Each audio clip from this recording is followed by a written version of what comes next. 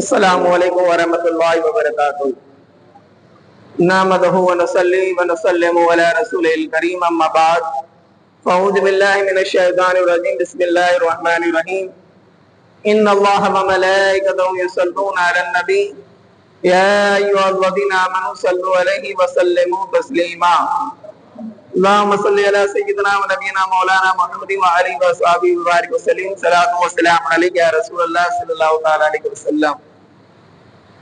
آج سورہ اعراف کی تلاوت ہوئی تھی اور اس کے بعد سورہ توبہ بھی ہے۔ اعراف کہتے ہیں جگہ کو، یعنی جنت اور جہنم کے درمیان ایک جگہ ہے جس کا نام اعراف ہے۔ مفسرین کرام فرماتے ہیں کہ جنتی جب جنت میں جائیں گے تو وہ جہنمی سے کہیں گے کہ دیکھو اللہ تبارک و تعالیٰ نے اپنا وعدہ پورا کیا، ہمیں جنت عطا فرمایا، اور آپ بتاؤ آپ کے ساتھ کیا ہوا؟ تو جہنمی فرمائیں گے کہ ہمارے ساتھ کی جو وعدہ تھا گناہوں کے سبب، وہ اللہ تبارک و تعالیٰ نے اس کی سزا ہمیں دی ہے۔ تو جہنمی جنتیوں سے کہیں گے کہ ہمیں تم اپنے پاس سے کچھ پانی دے دو، کچھ پانی دے دو۔ تو جنتی منع فرمائیں گے، یعنی جنت اور جنتی اور جہنمی کے درمیان جو باتیں ہوں گی، گفتگو ہوگی، اور اس بیچ کا جو راستہ ہے اسے اعراف کہتے ہیں۔ اور اسی سورہ مبارکہ میں حضرت آدم علیہ السلام کی تخلیق کا ذکر ہے کہ اللہ تبارک و تعالیٰ ارشاد فرماتا ہے آیت نمبر 11 سے 18 تک کہ ہم نے آدم کو پیدا کیا، مٹی کے مجسمے سے انسان بنایا اور انہیں شکل عطا فرمائی۔ دیکھیے اللہ تبارک و تعالیٰ انسانوں کو، ہم کو، آپ کو، سب کو جو شکل عطا فرمائی ہے وہ کسی اور مخلوق کو نہیں ملی، یعنی جو چہرہ ہمارا ہے۔ اور ایک بات یاد رکھے کہ جہنم میں جو انسان جائیں گا، اللہ نہ کرے لیکن گناہوں کے سبب جو جہنم میں جائیں گا تو اس کا چہرہ ایسا نہیں رہے گا، چہرہ بدل دیا جائے گا۔ انسان کا جو چہرہ ہے جہنم میں ویسے چہرے کے ساتھ انسان نہیں جائے گا، کیونکہ اللہ تبارک و تعالیٰ کو یہ گوارا نہیں کہ جو اپنے محبوب کی شکل ہو ویسی شکل کو جہنم میں ڈالے۔ اور جہنمی کے قد و قدامت کے بارے میں اللہ کے نبی صلی اللہ تعالی علیہ وسلم ارشاد فرماتے ہیں کہ جہنمی اتنا چوڑا ہوگا جتنی مکہ اور مدینے کے بیچ کا راستہ ہے۔ مکہ سے مدینہ کا سفر 425 کلومیٹر تقریباً ہے، اتنا چوڑا موٹا ہو جائے گا۔ بہرحال حضرت آدم علیہ السلام کی تخلیق کا اس میں ذکر ہوا۔ آپ کے جسم اقدس میں روح ڈالی گئی، پھر اللہ تبارک و تعالی نے فرشتوں سے کہا کہ آدم کو سجدہ کرو۔ اب آپ سب جانتے ہیں کہ سب فرشتوں نے سجدہ کیا لیکن ابلیس نے نہیں کیا۔ اب فرشتے نور سے بنے، ابلیس آگ سے بنا ہے، جنات میں سے تھا، فرشتوں میں سے نہیں تھا۔ فرشتوں کے ساتھ رہتا تھا تو حکم بھی اس پر آ گیا، کیونکہ یہ حکم اجماعی تھا۔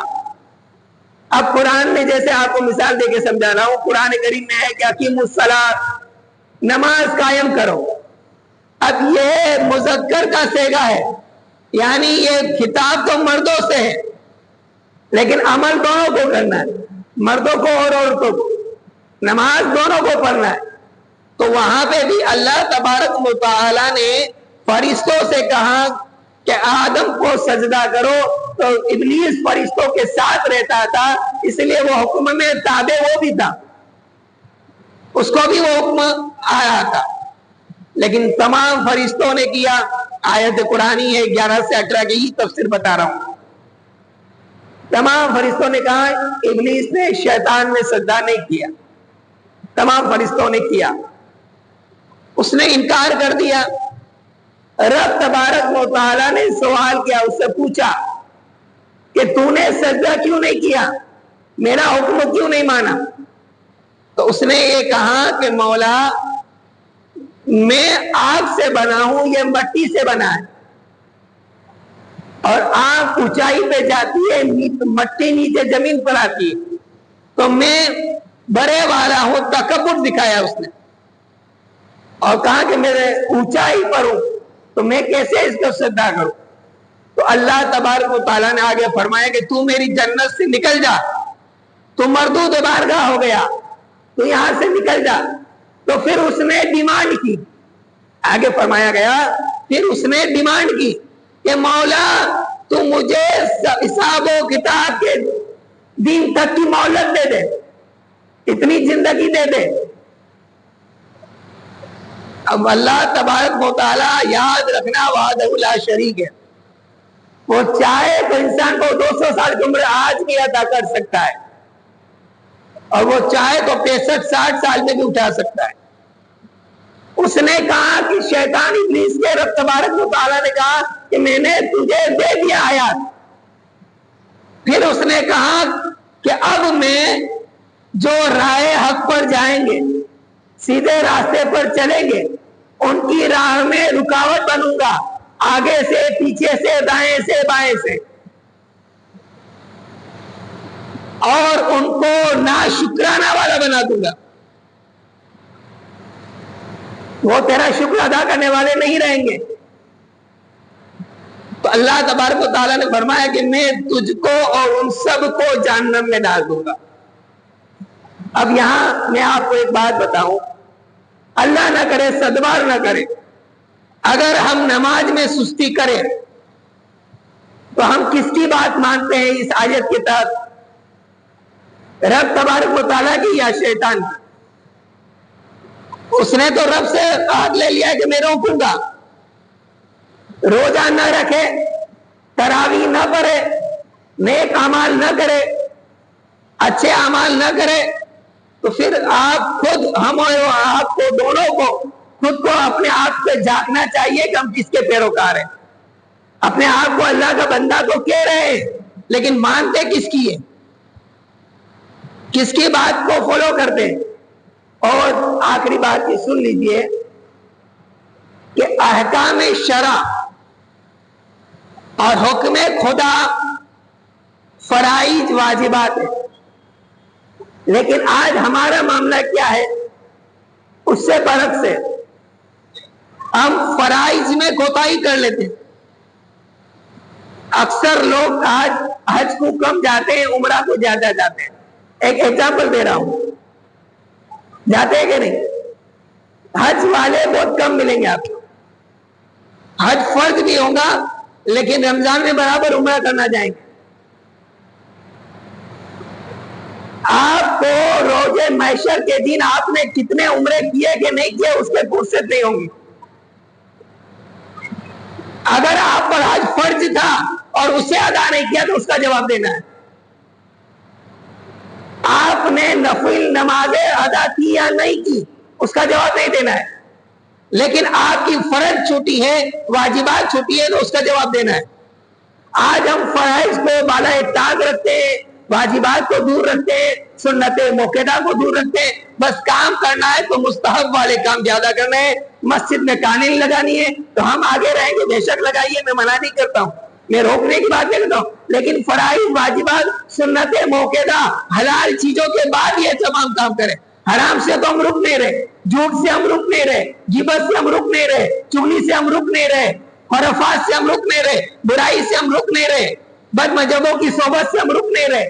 جو کام ہمیں احکام شرع میں کرنا ہے وہ کر رہے نہیں ہیں. یتیموں کے سر پہ ہاتھ پڑنا بے شک ثواب ہے, لیکن قیامت میں دن یہ پوچھا نہیں جائے گا کہ تو نے کسی یتیم کے سر پر کیوں نہیں ہاتھ پھیرا, تو نے کسی یتیم بچی کی شادی کیوں نہیں کر دی. کر دینی چاہیے آپ کو, اللہ نے استطاعت دی ہے تو بے شک یہ عمل اچھا ہے, مستحب ہے.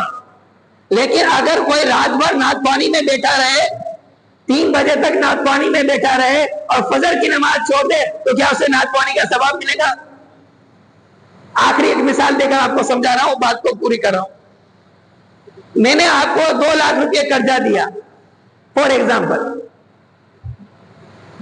اور آپ 2 لاکھ روپے میرے نہیں دے رہے ہیں، اس کے بدلے آپ کبھی مجھے چائے پلا رہے ہیں، کبھی شربت پلا رہے ہیں، کبھی پان کھلا رہے ہیں، تو کیا یہ چلے گا؟ میں جب بھی مطالبہ کروں، کیونکہ میرا مطالبہ چائے کا شربت کا نہیں رہے گا، میرا مطالبہ میں نے جو 2 لاکھ روپیہ آپ کو دیے اسی کا رہے گا، وہی مانگوں گا میں۔ تو جو فرائض جو واجبات ہیں اس کو ہم چھوڑ دیں، اور اگر سنت غیر موقعہ یا مستحب عمل کے پیچھے بھاگے رہے تو یہ درست ہے کیا؟ یہ عمل کب کرنا ہے؟ فرائض اور واجبات کی ادائیگی کے بعد، ہے نا؟ تو اللہ تبارک و تعالیٰ نے بتایا کہ جو نمازوں کو چھوڑتے ہیں، جو روزوں کو ترک کرتے ہیں، عبادت کو چھوڑ دیتے ہیں، ان کو شیطان بہکاتا ہے، وہ شیطان کے راہ پر چل رہے ہیں۔ اللہ تبارک و تعالی ہمیں نیک عمل کی توفیق رفیق عطا فرمائے۔ استغفر اللہ ربی من کل ذنب واتوب الیہ۔ اللهم صل علی سیدنا و نبینا مولانا محمد وآلہ وصحبہ وبارک وسلم۔ صلاۃ و سلام علیک یا رسول اللہ صلی اللہ تعالی علیہ وسلم۔ اللهم ربنا آتنا فی الدنیا حسنہ وفی الآخرۃ حسنہ وقنا عذاب النار وقنا عذاب القبر وقنا عذاب الحشر وقنا عذاب الدار وقنا عذاب الدارین۔ وصلی اللہ تعالی علی خیر خلقہ ونور عرشہ محمد وآلہ وصحبہ اجمعین برحمتک یا ارحم الراحمین۔